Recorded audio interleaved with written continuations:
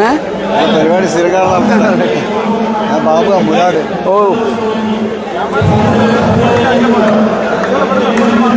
Mobile ജാമകൾ ഉള്ളതുകൊണ്ട് പക്ഷെ live കട്ടാവാനുള്ള സാധ്യതയുണ്ട്. സുരക്ഷയുടെ ഭാഗമായി പോലീസുകാർ പ്രവർത്തകന്മാരോടൊക്കെ മാറി നിൽക്കാനും അത് നമ്മുടെ സുരക്ഷയെ ബാധിക്കുന്നതായതുകൊണ്ട് എല്ലാവരും സഹകരിക്കണമെന്നുള്ളതാണ് ഈ അർത്ഥത്തിൽ പറയാനുള്ളത്.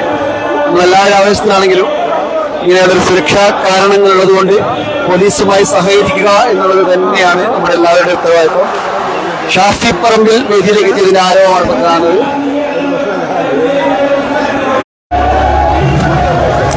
രാഹുൽ ഗാന്ധി വേദിയിലേക്ക് എത്തിയിരിക്കുകയാണ്. രാഹുൽ ഗാന്ധി വേദിയിലേക്ക് എത്തിയിരിക്കുകയാണ്.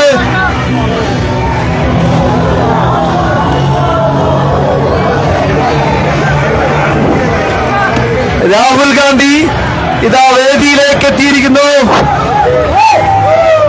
യെസ്,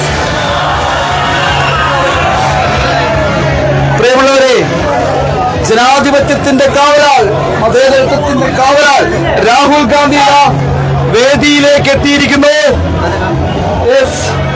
അഭൂതപൂർവമായ തിരക്കാണ്. ഒരു രക്ഷയുമില്ലാത്ത രീതിയിലാണ് ആളുകൾ എത്തിക്കൊണ്ടിരിക്കുന്നത്. രാഹുൽ ഗാന്ധി വേദിയിലേക്ക് കയറിയിരിക്കുന്നു. അദ്ദേഹത്തെ കേൾക്കുവാൻ ഇതാ പേരാമ്പ്രയിലെ ആബാല വൃദ്ധജനങ്ങളും വേദിക്ക് പുറത്തുനിന്നാണ് നമുക്ക് റിപ്പോർട്ട് ചെയ്യാൻ പറ്റുന്നുള്ളൂ. വേദിക്കുള്ളിലെ സദസ്സിന് മുകളിലുള്ള അവസ്ഥ നമുക്ക് കാണാൻ പറ്റാത്ത രീതിയിലേക്കാണ്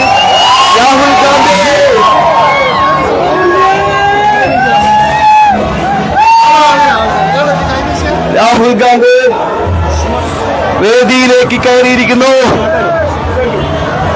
ഒരു രക്ഷയുമില്ലാത്ത രീതിയിലാണ് ഇവിടുത്തെ ജനത്തിരക്ക്. മനുഷ്യസാഗരം. എങ്ങനെയാണ് ഇതിനെ കാണുന്നത്?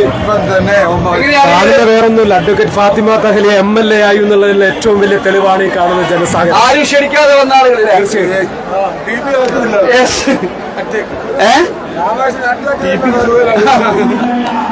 എന്താണെന്ന് വെച്ചാൽ ഇത് നമ്മൾ സദസ്സിലല്ല നമ്മളുള്ളത് ഒരു റോഡിന്റെ സൈഡിൽ നിന്നാണ് റിപ്പോർട്ട് ചെയ്യുന്നത്.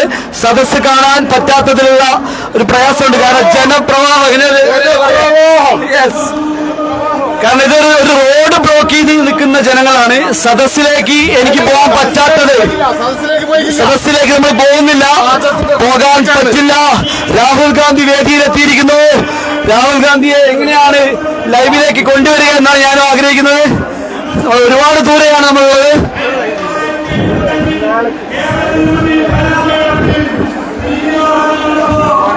സദസ്സിലേക്ക് നമ്മൾ ഇതുവരെ എത്തിയിട്ടില്ല. നമ്മൾ ചെമ്പ്ര റോഡിലാണ് ഇത് റിപ്പോർട്ട് ചെയ്യാൻ നമുക്കിവിടെ നിൽക്കേണ്ട അവസ്ഥയാണ്. കാരണം